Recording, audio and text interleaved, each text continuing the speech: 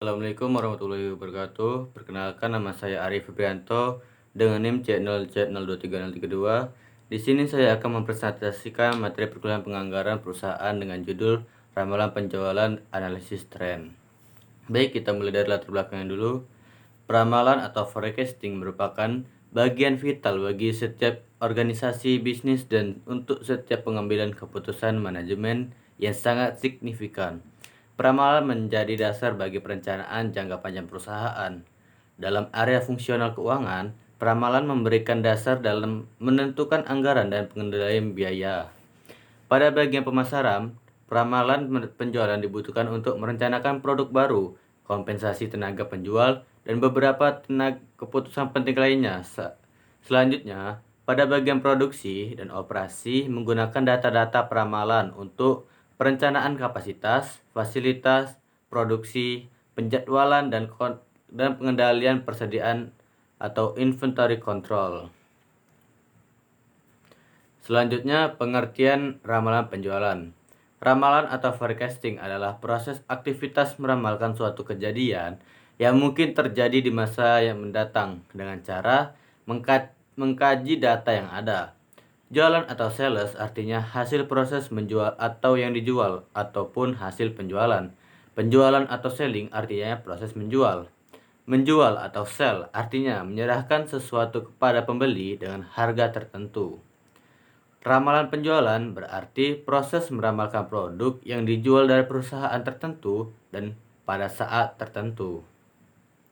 Selanjutnya, metode ramalan penjualan. A. Metode forecasting penjualan kuantitatif.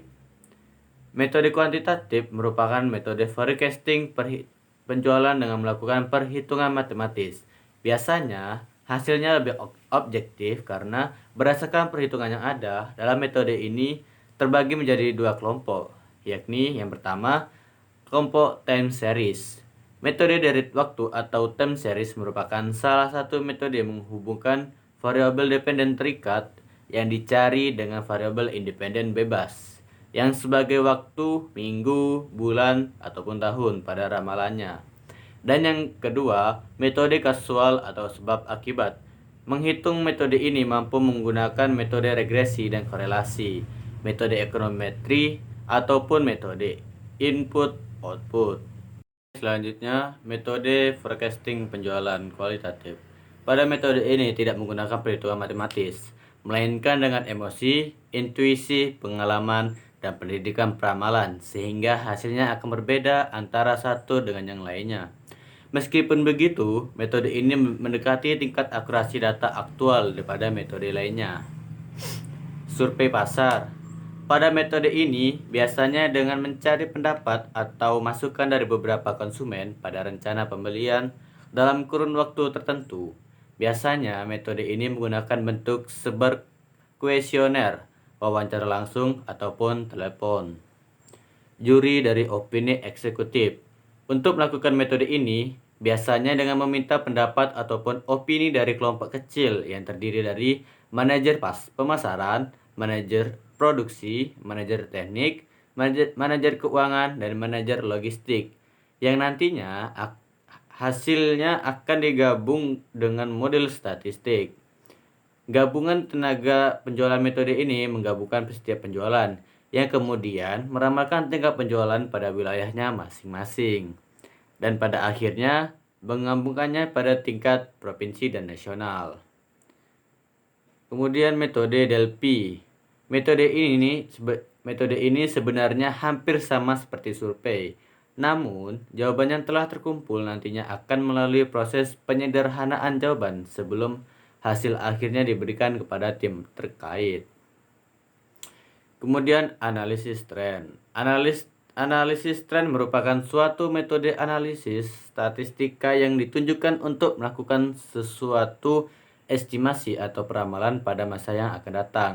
Untuk melakukan peramalan dan baik, maka dibutuhkan berbagai macam informasi data yang cukup dan diamati dalam periode waktu yang relatif cukup panjang, sehingga hasil analisis tersebut dapat mengetahui sampai berapa besar fluktuasi yang terjadi dan faktor-faktor apa saja yang mempengaruhi terhadap perubahan tersebut.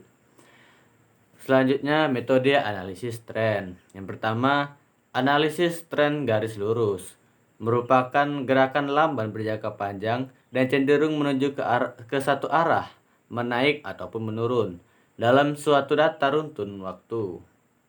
Garis tren pada dasarnya garis regresi dan variabel bebas merupakan variabel waktu.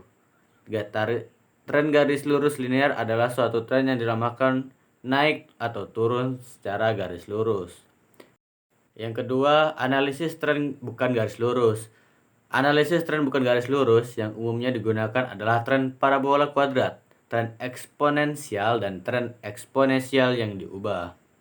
Mungkin cukup sekian penjelasan dari saya. Jikalau ada kata yang salah, saya mohon maaf.